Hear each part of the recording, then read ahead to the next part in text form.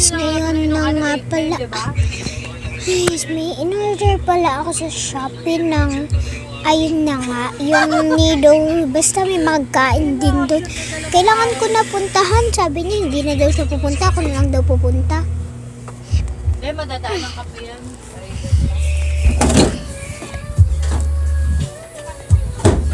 Oopsie, nalagay.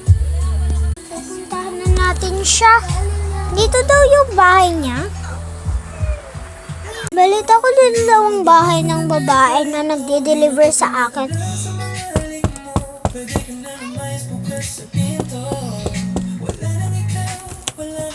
Bakit ka?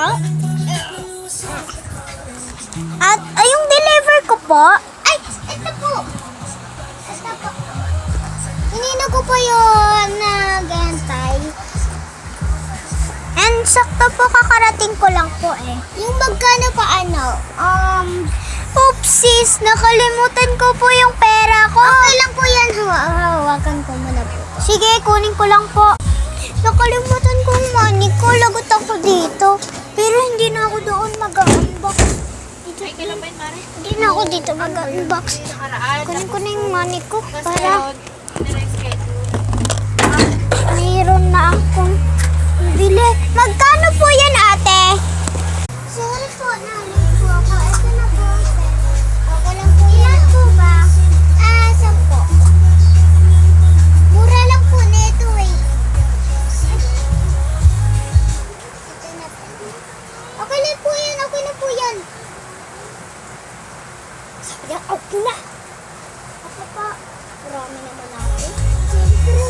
Thank you po. Welcome. Balik na lang po ulit ako. Pero paano yan? Pero lagot ako kay mami kung doon ako mag-unbox. Pwede dito na lang. Sige. Kasi bawal daw ako magbili ng gamit eh. Sabi ni mom. Sige. Pwede. Saan po ako pwesto? Pwede. Dito na lang sa sahig. Kasi baka nakaka-istorbo ako sa mama mo.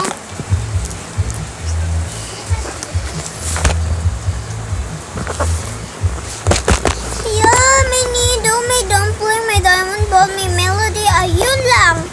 At ayun, ang dami naman unboxing ko dito. Nakalimutan ko sa ating spray ko.